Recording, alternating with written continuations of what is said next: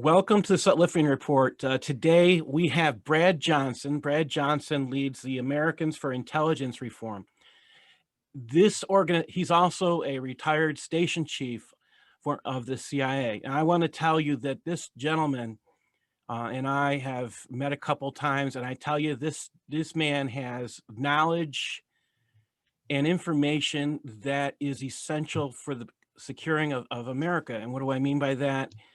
He's cracking down, his organization is cracking down on what I would call analytical stupidity.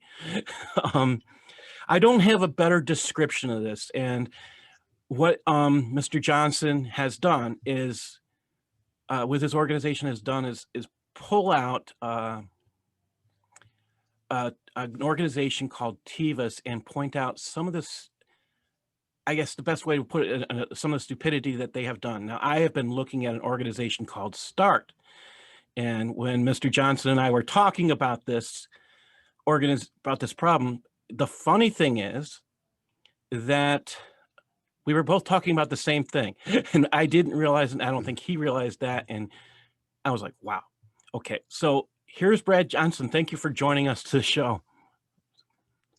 Great to be with you today, and I like the analytical stupidity. I think I'll write that down and use that one. That's a good one. You talk about TEVUS and the importance of it. So what is TEVUS specifically? Well, TEVUS is the word itself is an acronym, and it's an abbreviation for Terrorism and Extremist Violence in the U.S. So that's the TEVUS. And it is indeed made up from several different universities and different programs like START, as you mentioned. So a number of things go into it. But TEVUS has been traditionally paid for by government. It's a government-produced document, in essence, paid-for document, including Department of Homeland Security and State Department, and others have been involved in the production of this to pay for the studies. Excuse me. And TEVUS is intended to be used and is used to allocate resources and funding and these sorts of things to combat domestic violence principally. And so what they've done now, and one of the senior fellows at Americans for Intelligence Reform is Dr. Christopher Hull, and he did a 2-year study which Americans for Intelligence Reform helped fund. And that 2-year study was this report on TEVUS. That report, just the pure report, is also on the website at intelreform.org. So it's there for anybody to look at. And what we've been doing is kind of breaking it down and laying it out for people. And what you mentioned is I wrote an opinion piece, an op-ed, that was published by, let's see, which one did you have? I'm sorry now. Which one did you have? Because I've done several. It was American Military. I'm sorry, I missed. Which one did I have? The op-ed that you were referring to of mine, was that the one from American Military? I think it was American Military. You shared it out, and I was really impressed with it. But on top of that, the thing that got me, I guess that really got me, was when we started talking. I think it just seemed to me that, because I had looked at what it came down to, is I was looking to go to school for intelligence, to learn more about being an intelligence analyst or that type of aspect. People said to me, I'm doing this, you should have some kind of academic credentials. So I went and I got that, but I'm looking for schools to go to. I looked at the START program, and that's what got me looking into stuff. And that's why I was really interested, because START was doing exactly what you saw TEVUS doing. And it's just, yeah, and TEVUS and START are really essentially, as you kind of mentioned earlier, it's one and the same thing. One that TEVUS flows from START and a number of other similar sources. I think for everyone to take home, and one of the things I mentioned in that particular op-ed is some of the just blatant manipulation of data. And what they did, for example, was they took the 9/11 hijackers, and what they have done is manipulate the data to try and use the 9/11 hijackers, because they killed almost 3,000 people in their attacks on the Pentagon and the trade towers in New York. and they're trying to say that that's white extremist violence. 9/11 is white extremist violence. And so what they did is they took all of the hijackers and racially categorized them as white, non-Hispanic. And even though, and I've had, there's been people that have raised, well, maybe that's just how they classified. But in that report exists a category called Arab. So they made the choice to choose between white, non-Hispanic, and Arab for the 9/11 hijackers, and they did not pick Arab. They picked white, non-Hispanic. Now, there's no way to look at that other than they are lying to the public in order to cook the books and make the numbers look worse than they are. That is a blatant lie to manipulate numbers. So what they've done then now is all the numbers are skewed because it makes it look like, now we all know that it was a terrorist attack. And because it's classified as white, non-Hispanic terrorist attack, that lets those numbers be tabulated as if that was white extremist violence. 9/11, the hijackers that flew those Arab hijackers that flew those aircraft in there because they were part of a terrorist, radical Islamic terrorist group, are categorized in the United States as white extremist violence. They also raised another, I believe it was 17 cases of where violence took place that they were counting as white extremist violence.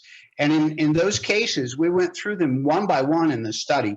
And all of this is all completely documented in that 2-year study that's on the website. It goes definitely through every case, every instance. It's all there in black and white. Every I is dotted, every T is crossed. And in every one of those cases, yes, there was a white person involved in a violent crime, but nowhere in those legal documents, like the prosecution wasn't calling it a terrorist attack. They weren't calling it white extremist violence, like they're part of the Ku Klux Klan or something, which is an extension of the Democratic Party, by the way. But in none of those documents were they saying that this was any of those things. So nowhere in the court system or in the prosecution was any of that discussed, not one word. It wasn't like it was rejected after being discussed. It was never discussed. So these are just random cases that are randomly put into this pile called white extremist violence, only because the criminals involved or the perpetrators involved happen to be white. Well, there's white crime in the United States. So if you just randomly put that into some category called white extremist violence, you're able to make those numbers go up. And keep in mind, we don't do that for random violent Hispanic violence or black violence or Asian violence or anybody else. Nobody has that done to any of their cases. You cannot take just random cases of violence that take place in the United States and call that, extremist terrorist type violence. But that is precisely what they've done.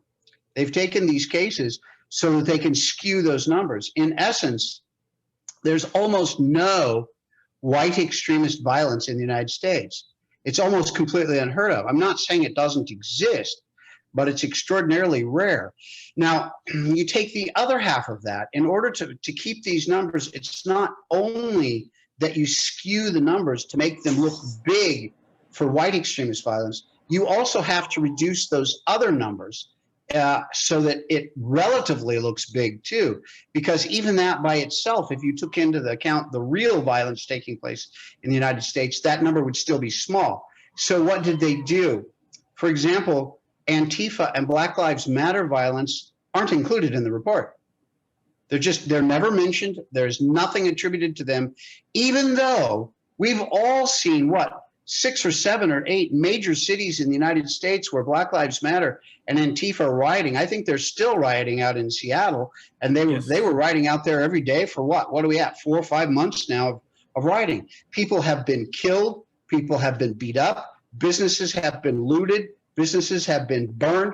People that have their whole life savings and decades of their personal time and effort and sweat put into a business wiped out overnight because of these groups like Black Lives Matter and Antifa. And yet not one case of those, not one, is mentioned. Black Lives Matter is never mentioned. Antifa is never mentioned, even though we see them on TV every night conducting violence. That does not count as violence according to this TEVUS report. And why? As I said, it's because they have to have white extremist violence appear to be the highest so that they can make it a priority to go after. And it's most unfortunate that this is working. The Trump appointee, Chad Wolf, who's the head of Department of Homeland Security, came out in a speech a couple of months ago now talking specifically about how worried he is about white right-wing violence. Where does this come from?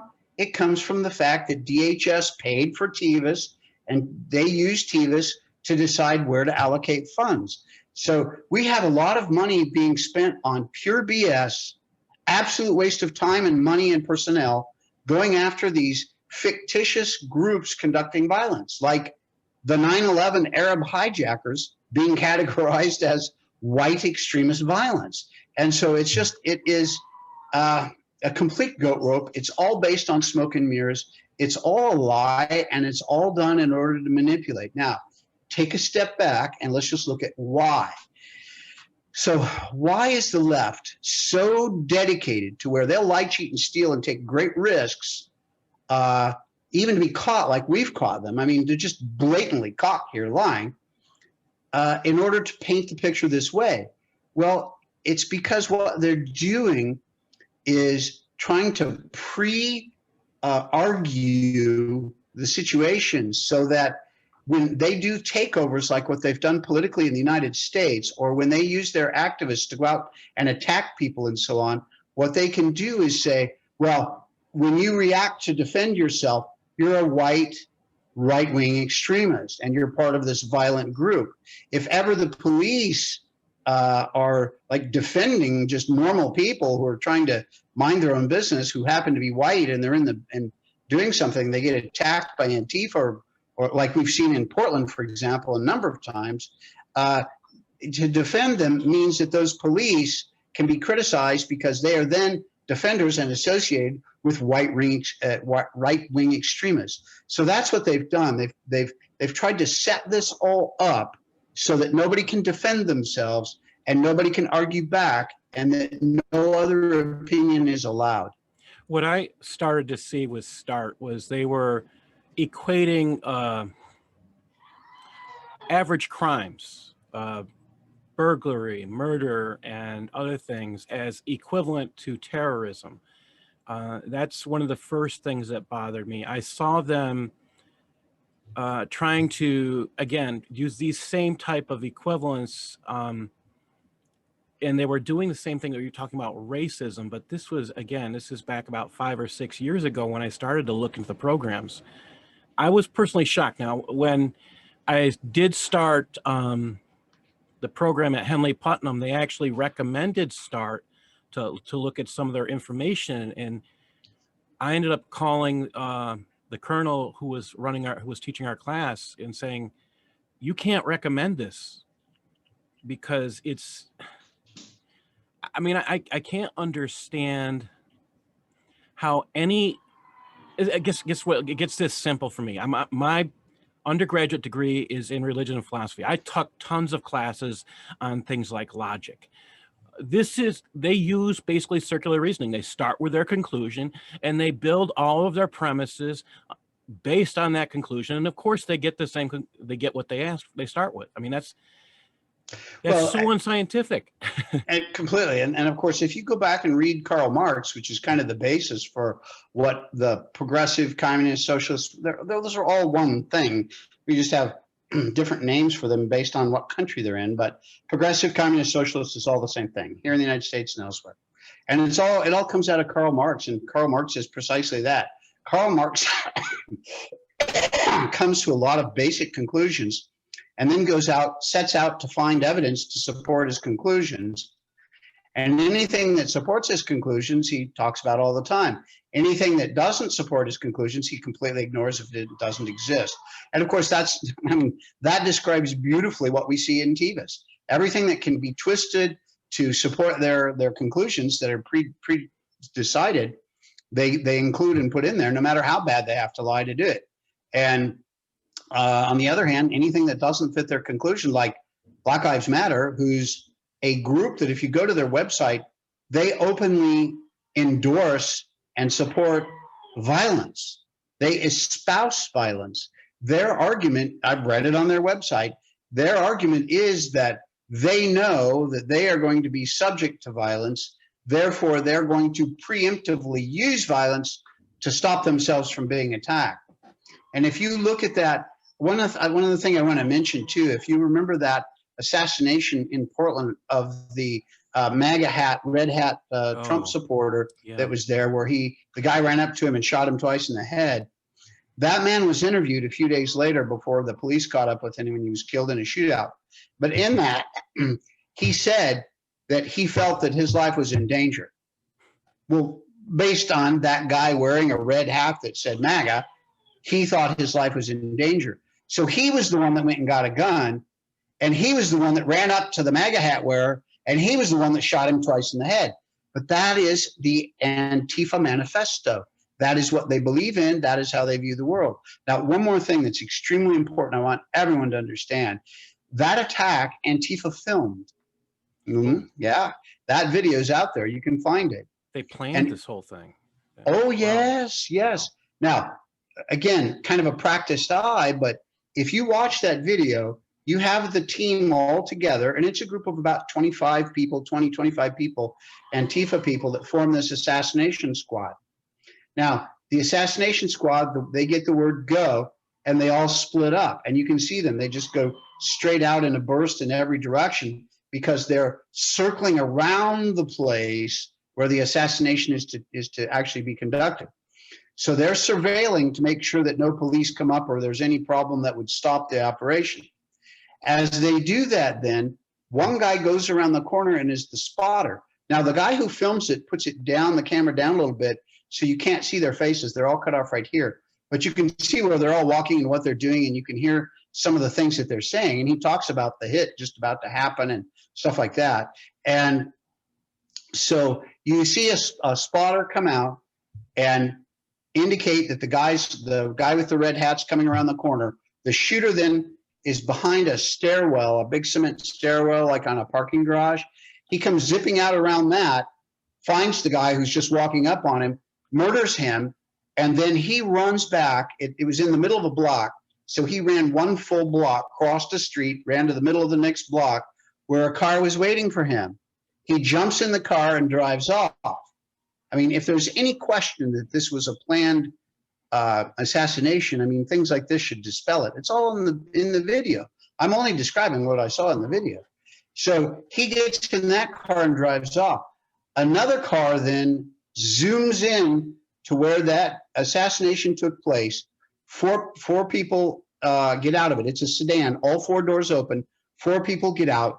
2 go over, pick up the shell casings, get back in the car, and the other 2 are standing over the assassinated victim going, "Oh my God, he's shot, get some help," screaming. They're drawing all the attention to themselves while the other 2 pick up the shell casings. They all 4 get back in their car, drive off, the surveillance all disappears, the video ends.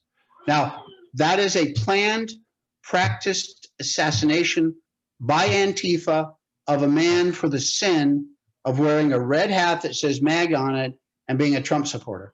Does this send any alarms out that there is also someone who has some, I don't want to say the word intelligence, but some maybe military or some actual training in this type of a... well, that's the thing that bothers me the most. Yeah, that's another excellent point and question. Because what that means is they're all trained, and they were trained likely as a unit, but it could also be that they were trained in their own function and came together as a unit for this operation. It would just depend. But let me say, training is very expensive because you have to have role players. You have to have places that you can go to safely do it. That means travel. That means, you have to put these people up someplace. You have to feed them. All of those sorts of things. So training of a group of 25 people to do a 2-minute assassination with all of the cars and all that, where'd they get the cars? All of those elements that went into this would have required quite a little bit of training. I mean, I would be very surprised if they hadn't spent at least a couple $100,000 on just this. Wow. You know, the actual act and the training and the cars and all of those sorts of things going into this. I mean, you know, I know how that stuff works for the training and what it takes to train to do an operation of any kind, and it costs money. Well, I think the big clue in that also is the camera angle you're talking about. That kind of hit me to begin with. I mean, when you're out there and you're filming something by chance, you don't purposely cut off identification markers like heads, and you don't purposely do that. And that's a trained thing. Yeah, you have to hold it here so you don't get these identification pieces. And yet these people are being counted as non-violent.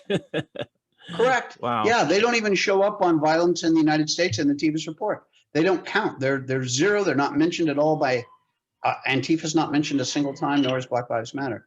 One other thing I want to add that I think is very important to this. Antifa, in the fighting in Syria, were sending out large numbers of, I'll call them troops to be generous, but they were sending out large numbers of personnel to fight in Syria alongside some of the radical groups there. And I've done reports on this, including on, One American News Network and other places, and there's plenty of videos out. And if you go back and look at my old reporting, you'll see videos and photographs that show Antifa with their Antifa flag next to some of these radical groups in Syria getting combat time. So they were routinely sending people out, building up a large cadre, hundreds of people with combat experience. Now, the question that begs to be asked is, why does Antifa want so many combat veterans prepared for violence here? What's the objective of that? Well, it's clear that, for example, if this thing comes off, if this travesty of an election that took place is corrected and Trump remains president, that's where we're going to see those guys go. We will have trained, organized units here in the United States running operations and killing people. We've already seen in the press a couple of places where I think it was in the state of Georgia, but no, maybe it was Michigan. I've kind of forgotten now, but there's already been reporting in some of the videos out of people driving up and throwing bombs, literally bombs, at the homes of these people. Yeah, I've actually been reading one where a person's house was bombed because he testified. Yeah. And so who's conducting this? Where did they get the training to make a bomb? Where did they get the stuff to make a bomb? This stuff all takes organization, and it's not organization like this after the election. Oh no, this is all going to be terrible. Let's go get organized and learn how to make bombs. This is years in the making. All of these things are years in the making. So this is something that the left has been preparing for years to get to this point where they're actively looking, I think, for revolution in the streets if they don't get their way. And I would say that START and TEVUS and all of these things are one piece of that puzzle. It's all part of it so that it gives them political coverage to say that anyone who argues with anything they say is all hate speech, extremist, even law enforcement. Now, for example, we're starting to see law enforcement who are starting to support the people, and they're saying things like, well, these restaurants, leave them alone. We're not going to enforce the governor's made up rules in this area because we don't believe in them. We think it's crapola, so we're not going to do it. And there's a retired FBI guy that gets trotted out all the time who supposedly worked right-wing extremist violence, which I think was actually the Ku Klux Klan, which I again remind everyone is an extension of the Democratic Party and a leftist organization. Yep. But he recategorized it as they do, as right-wing. And then he's out there saying that one of the great problems we have in the United States is local police forces are associated with right-wing extremists, which is, my question, if I were told that by this guy, is, well, define right-wing extremist groups. Are you talking about the Republican Party? Is that what you mean? Because law enforcement in some areas happen to be mostly Republican, because that's the only thing that actually fits the data. And the answer to that, I think, is yes, that is who he means. He won't say that, But you have that sort of nonsense. They have little people that they'll trot out that are these little empty suits that just, mouth words like a puppet, and he's one of them. So because you go in and get the definitions and you ask those important questions, I guess the big important question for people to understand is how dangerous is this impact of this imaginary incredible stupidity, analytical stupidity. How dangerous is this report?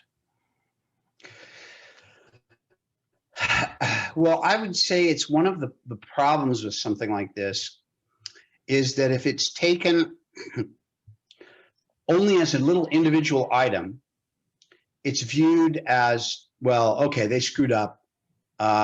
We'll fix it. We'll do it better next time, sort of thing, which is how the left always plays these things. But the problem is that's not what this TEVUS fiasco is. What the TEVUS fiasco is, and the reason that they're manipulating these reports is because of that larger whole I keep referring to. So the reality is it's extraordinarily dangerous. And it is part of what will cause violence in the street and get people killed. It is part of what's going to allow that to happen. But people want to break it down to just this narrow little thing. It was like, oh yeah, okay. They accidentally, didn't check the error box when they were putting the report together on 9/11. On 17 different reports, right? Yeah, exactly. Exactly. So it's one of those things where we all, and not to mention Antifa and Black Lives Matter. I mean, we all know it's done on purpose. And as I said, you have to take a step back and look at the whole picture, and then you see just how dangerous these sorts of things are.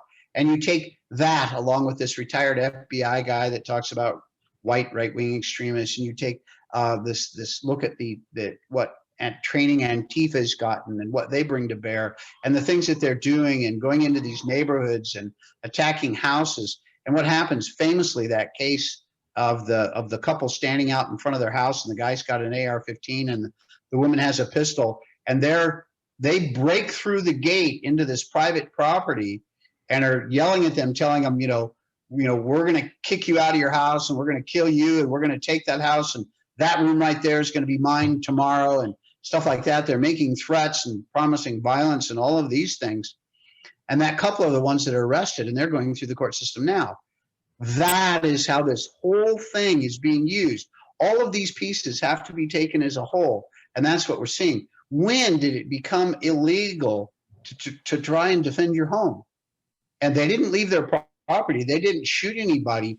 They were merely prepared to face threats of violence with violence to defend themselves. And that is now why they're arrested. They picked the wrong place to go after because they were Democrats and staunch Democrats, staunch liberals, and they were just liberals who happened to believe that guns are a good thing. Maybe they thought they wouldn't have guns. I'm just kind of mind blown that they picked that house to do this with. I am too, and I would say I wonder. I have to question: are those guys still avid Democrats? Are they still liberal? Because if there are, not only are they Democrats with guns, they're morons because they've now seen what this will bring you. Yes. And one of the things that's missed, I would say, by most conservatives is just how factionalized the left is. You've got what do they call the four girls? The Rat Pack, the squad. The squad. So yep. You've got the squad. Now, you look at the squad versus Nancy Pelosi versus a lot of these other different groups out there, and they hate each other. And these Antifa groups, which, let's not kid ourselves, they're extreme left. And they call themselves anarchists. But if you look at their website and look at what they do, they're just extreme Marxists. And yes. In the Soviet Union, you didn't own private property. You were assigned your housing. What do they espouse? You don't own private property and you're assigned your housing. And that's done by the Committee for Action or whatever. They're straight up old-fashioned communists, and they espouse all of those sorts of things. So I forgot the point I was going to make there. I apologize. That's all right. I get there too. I think you're summarizing why this is so dangerous. I think that's what it comes down to. Why is this is so. I guess I would have thought I mean, you do say in the report that the federal government decides to defund TEVUS at some point. That has been requested. I don't know that the final decision has been made, but it went to senior leadership at DHS, and they were looking at it. Whether But the report also says that when they stopped defunded, they defunded, then they then they decided to backdoor finance TEVUS through START. Yeah. That's the thing that got me. The DOD did this.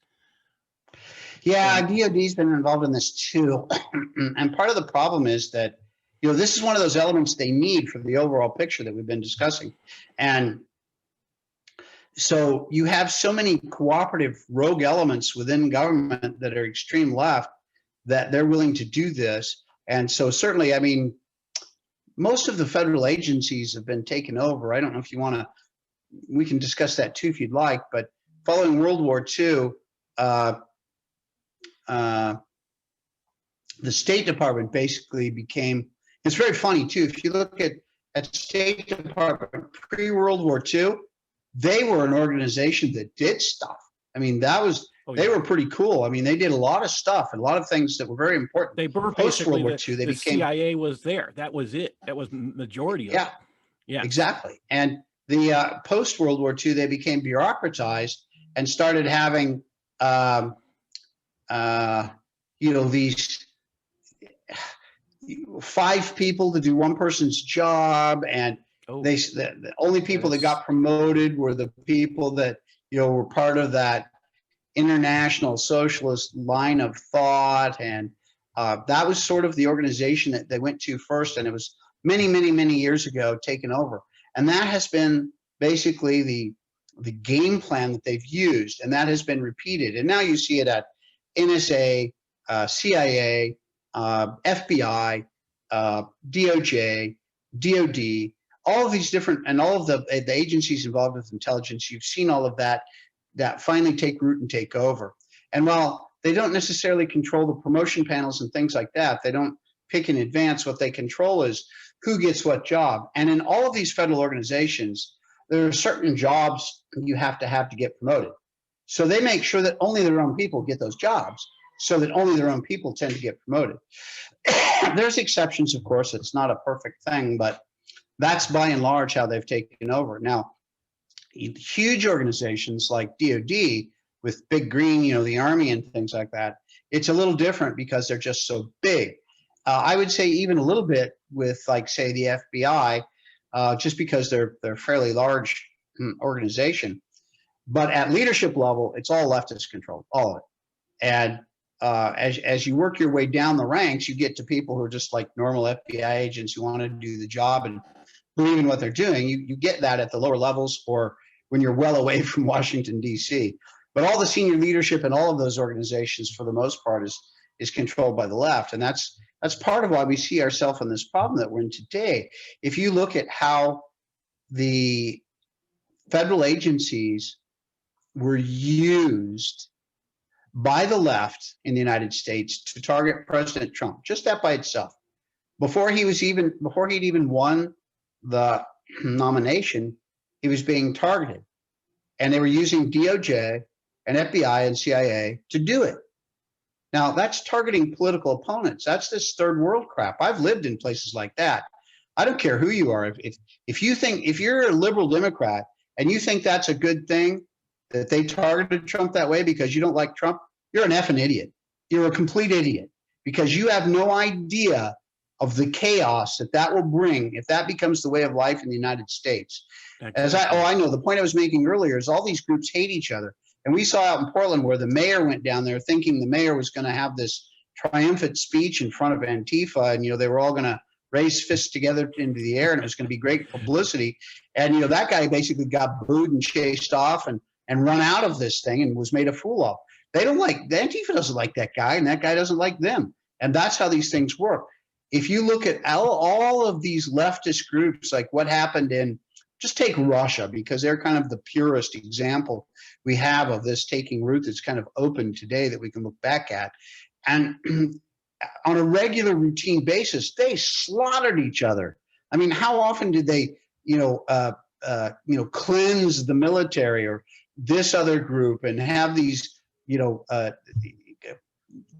just routinely go through and it wasn't like, okay, you're forcibly retired. No, it was They a take them out culling. against the wall and shoot them.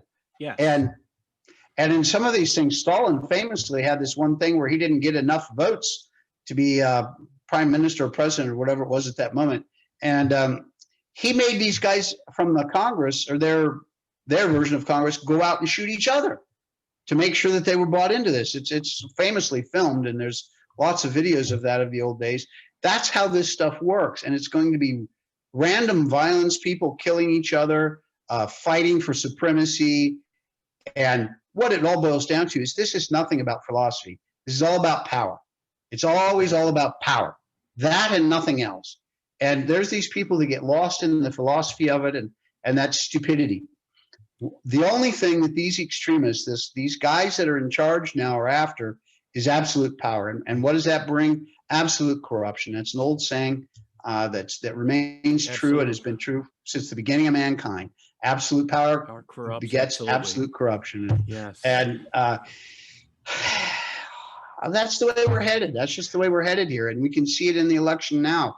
I don't think it takes much of a brain or a really deep analysis to look at these elections and go, well, I may not know what's true, but I know that's not true. And we all see it with the elections. Is there anything you think it's a scary picture you paint, and it's a picture of reality. That's something we have to understand, that it's very truthful.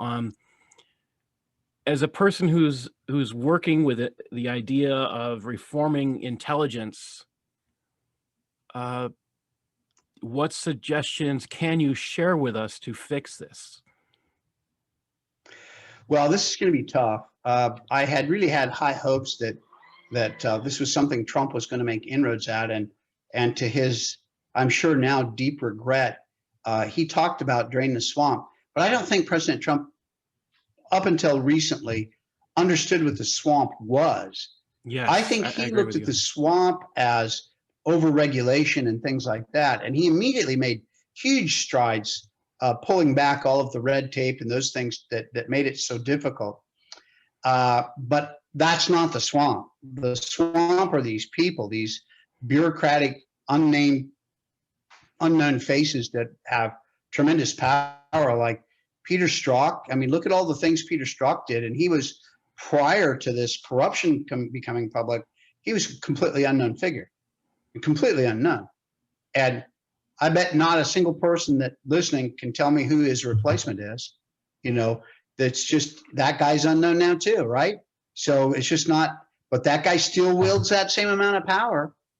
So these are some of the things that need to be looked at. For example, following World War II, one of the things that was argued back and forth for a long time, and the CIA wasn't formed until the 50s, 10 years or so after the war ended. One of the reasons was because everyone recognized there was going to be a lot of power based in an organization like the CIA because of the information and intelligence that would be in their hands.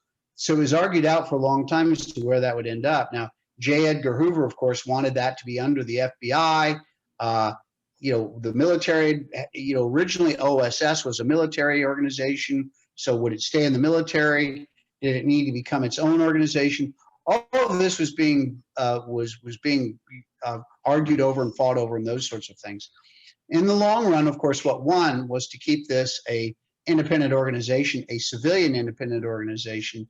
And the reason was you don't want too much power concentrated in too few hands, because that's always going to end up bad, because somebody who has all that power in their hands, someday somebody is going to be the type of guy or gal that will look at it and go, all right, I'm going to have to exercise this power and take over because I have to save the earth or whatever it is going to be.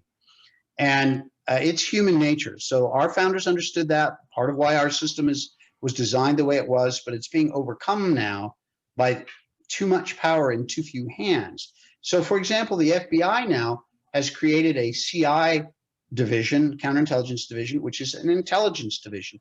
They have basically their own CIA. And Now it's smaller. The criminal division is the larger, like call it 2/3, 1/3, something along those lines. Yeah. And that is one of those things that needs to be taken away. And clearly we can see that it lends itself to abuse, because you have law enforcement and intelligence things joined up, which is what the KGB was back in Russia, since we're using it as an example. That's exactly what the KGB was. It was intelligence and law enforcement combined.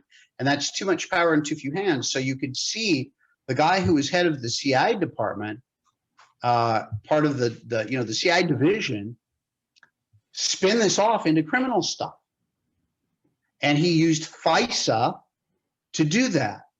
And that is a real problem. It shows abuse of the power. weakness. That is a true abuse of power right there. Exactly. That defines abuse of power. So those two things have to be separated. So the FBI needs to be broken in half in some way. Now, where the criminal divisions, that's just leave that alone. Let the criminal division do what it does. The CI, the intelligence arm of the FBI, then where does it go? Does it become domestic intelligence, civilian service, its own agency? Does it get combined up with the CIA? That means foreign and domestic intelligence are linked. How does that then communicate to law enforcement? I mean, there's a lot of problems with doing this, so it's not a simple, easy thing. Also, the CIA as is, one of the things I would do is to say is break off the FBI intelligence division. The CIA has become a problem in its own right too. It's bloated, enormous. It's one of those things, there's an old saying that's like, do more with less. This is do less with more is now the credo. And so that's what we see there. It has become this bloated political apparatchik organization that is just destroyed much of its own utility. And I would take a look at that. For example, one of the things I would consider is essentially not necessarily dissolving the Director of National Intelligence, which today is Ratcliffe, but combining the CIA with the DNI, pulling out all operations from the CIA, which is the overseas espionage, all that, separate all that out, let the CIA become what in many ways it was kind of intended to be originally, as a central intelligence agency, make that the analytic hub of the US government, and move much of the analysis into there underneath the DNI, who's the guy who's supposed to be overseeing that anyway. Take those operations out, and you would solve a lot of the problems there, because then those would be separated. Again, it's too much power in too few hands, and it lets them do things they shouldn't be doing. And you've got the same problem with the FBI. So now you've got these two hunks of these agencies out there. Again, I mean, I wouldn't necessarily suggest joining them into one, maybe two separate new agencies be formed, which I hate inventing new layers of bureaucracy. What about taking the domestic arm of the analyst intelligence, the domestic intelligence, and removing it from FBI, but keeping it would still be kept under DHS, as DHS's own animal, I would say. That's a possibility as well. I mean, I wouldn't be opposed to something like that, although, I look at DHS, and this is no criticism of the people at DHS. It's not intended to be, and I'm not thinking that way. But one of the things that bothers me about DHS is, I would argue, well, where did DHS come from? DHS, Department of Homeland Security, came from the 9/11 Commission. Yes. This blue ribbon panel after 9/11 that got together and decided, the fate of what we should be doing. Let me point out, a couple of quick things on that. One, that panel was made up of lawyers and professors and politicians and those guys. There was not one career operations guy or gal on that committee. It was all apparatchik bureaucrats. So you get a bunch of seasoned bureaucrats together and say, gee, we've got a problem. What would you guys recommend? They recommend bureaucracy. And so you got the creation of DHS and DNI and all that stuff. So I would argue to anybody who would be, crazy enough to listen, I would argue that what has the creation of these additional layers of bureaucracy solved? What is so much better now than what we had before? Show it to me, because I've looked for it and I don't find anything. Ooh. I don't think it has solved a damn thing. I think it's created more problems than it has solutions. Let me go one step further too. I want to point out one other thing on it. DHS is part of the intelligence community and a fairly large player. They're a big organization. And every 4 years, there's a quadrennial report that comes out on the heels of the president being inaugurated. So the last one came out just after Trump was inaugurated. There'll be a new one come out in another month or so after whoever's inaugurated in January assumes office. The last one spent more time on promoting the importance and best ways to integrate with globalism, which is what? It's the grand international communist movement. Oh, wow. It spent a great deal of time talking about how to integrate and deal with globalism, and a lot of time talking about global warming. More, in fact, individually in each of those cases, more time was spent on those two topics individually than was spent on terrorism. Terrorism was mentioned, but it's terrorism, globalism, global warming. Whiskey Tango Foxtrot, this is supposed to be an intelligence report that lets people plan out into the next 4 to 10 or 15 years how resources are to be allocated and what we're supposed to be doing. And the intelligence community is supposed to be focused on global warming and globalism. I mean, that, to me, that approaches the level of treason, because I agree with you. You're so misleading the people as to what needs to be done and what this, where resources need to be spent. And this is stuff that's meant to protect U.S. citizens. And at the very least, that is a seditious action, but it meets the legal definition of sedition. I mean, it's sedition. You can slow down the government. You can keep it from doing what it's supposed to be doing. That is sedition. That's the very definition of it. And who is it doing it? That is the entire intelligence community, the CIA, the FBI, NSA, DHS, all these guys. Now, that's why I say you look at this thing and it's so badly skewed. Now, Trump only had 4 years so far, and he didn't understand this coming in, but I think he's got a good feeling for it now. I can almost guarantee you he doesn't understand the depth of it like I do. I mean, let's face it, I'm a swamp dweller. I was in for 25 years. I understand this crap. I understand how it works and can talk to it. I understand what these things mean as I see them. And unfortunately, it's not something that's well understood. And the people that do understand it mainly are all left-wing, kind of kooks that like it. And they think all this stuff is good. So you don't have a lot of honest discussion about these things. One of the things I've often said, people ask me, okay, well, what do you want for the CIA? You seem so critical of it. Well, I'm not critical of the CIA per se. I'm critical of what the CIA has become, and I'm critical of many of the things and methodologies they use. But the mission of the CIA is something that's extraordinarily necessary. What I want is there was a time not all that long ago, and during my days, early days, there was a time when the CIA kicked ass, and we as an intelligence organization could go toe to toe with the rest of the world combined at the same time. Yes. We could do it. We were that good. We had the resources. We knew what we were doing. We were a well-trained, honed instrument. That is dead and gone. My generation, as my generation dies off, that expertise goes away with us. That's all gone. They don't train it. They don't care. They don't think it's important. They are, the level of incompetence is just astounding there now. So yes, I'm critical of that, but I'm not critical of the CIA mission. Like I said, what do I want? I want a strong, powerful, effective CIA that can go out and find out everything going on in the entire freaking world and bring it back to our leadership and let them screw it up or fix it as they do. But our job isn't to make policy at the CIA. The job of the CIA is not to make policy. The job of the CIA is go get the damn information and give it to the policymakers. And that's it. Salute and go home. And then go get the next batch of information and bring it back to them. But that's all gone. It's become highly politicized. And I would say I've asked many other retired CIA people when we're discussing this, and I lay out that, how do we fix it? And I would say almost to an individual, they all go, well, first, I don't think you can fix it with who's there.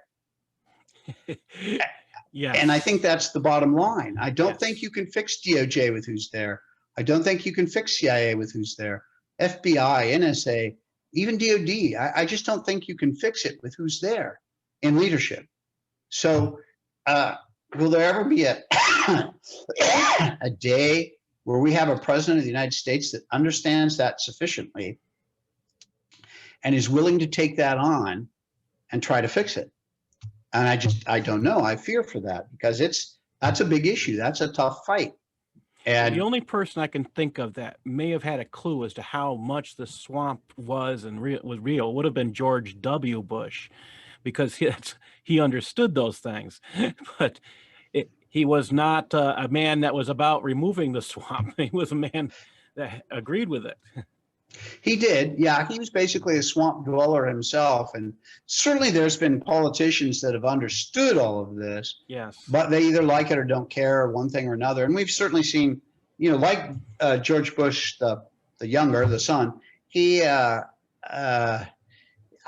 just didn't view it as that great of a problem. And he would, you would see people like him saying, well, big government is difficult and we do it better than the Democrats do. We run big government better. And I remember those kind of conversations. Oh my gosh. Yeah. Christie said that almost word for word. Governor Christie from New Jersey. Jersey. Oh, So you find that attitude among many of the Republicans. Certainly, I mean, Republican Party leadership is all that. That's who those guys are. I've sat down in serious discussions with a number of, fairly high-level people in the Republican Party. I mean, we run in similar circles, and they're convinced, for example, that the Tea Party and conservatism, for example, is the death of the Republican Party. So they view it as one of their highest goals to destroy that, the conservative movement, the Christian conservative movement, and the Tea Party, because that means they'll never win an election again in their perspective. Their perspective is that you have to have the Hispanic vote. You cannot win the Hispanic vote through conservatism. You have to win it through compassionate conservatism. And that's the only way forward. Anything else is the death of the Republican Party. Meanwhile, I point out, well, what about Ronald Reagan? He wasn't any of those things, and he won, what was it, 48 or 49 states in his second election? Doesn't that seem like a pathway worth examining? Oh, yeah, that guy was crazy, blah, blah, blah, blah, blah, more blah, of blah, blah, what blah. Trump is. And that's, Yep. I mean, the evidence is there. It's there. I mean, I think you're 100% on target. I wish there were easy answers, and there aren't. And that's what we're talking about. I don't see an easy way to get rid of the swamp, because like you're saying, pretty much all the leadership is the swamp. And when you remove an entire leadership structure, then you've got chaos. Yes, it would be a difficult thing to do. I mean, I've often thought about how I would do it. And I'm not looking to go back into government, so this isn't some sort of self-promotion. That's not my goal. But I grasp that. Yeah. Yeah, people have asked me this all the time, so I do think about it. If I were put back into, say, the CIA, because that's where I came from, sort of a natural thing, what would you do to fix it? And I look at the enormity of the problem and go, well, Jesus, I don't think I want the job. It would be just too much work, too many difficulties built into it.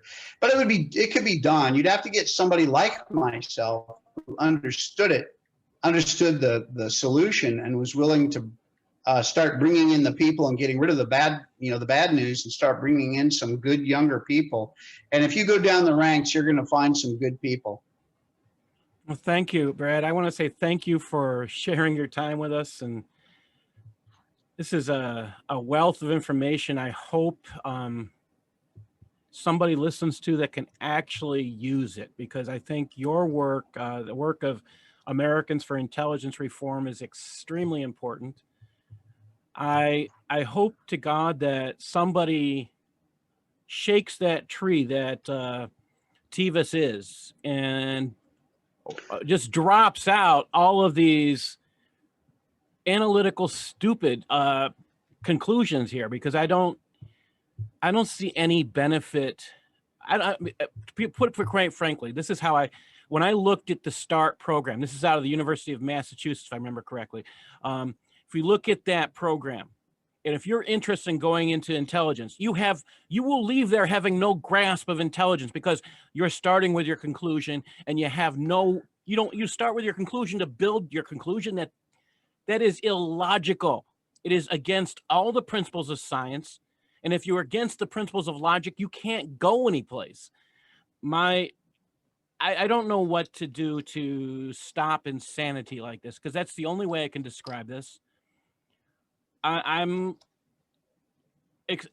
beyond concerned, because it's so insane what you have to deal with when you're pointing these things out. And like I said, I saw this 5 years ago, and I didn't have a concept of how dangerous this was. The concept, I did not know they were doing things with TEVUS. I didn't even know what TEVUS was, to be honest. I just can't understand how. I understand. We've had to talk about what do you think about analysts, and I totally 100% agree with you. But to think that some people are doing this work and it is dangerous and damaging to the safety of this country is what it comes down to. And it just has to be ended. And I wish I had a way for that to happen. I'm going to share I have a connection someplace, and I'm going to see if I can share this interview with them. And I don't know. There's something has to be done to make us safer. And what you're pointing out is organizations are working harder to make us less safe and to take away our freedoms. Please don't stop what you're doing. Thank you. Well, thank you for everything. All right, Paul. Thanks so much for having me. God bless.